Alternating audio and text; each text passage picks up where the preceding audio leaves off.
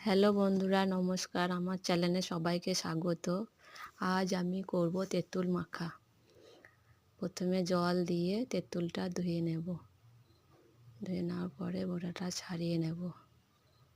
ছাড়িয়ে নেওয়ার পরে একটা কাঁচা লঙ্কা দিয়ে ভালো করে থেঁতলে নেব।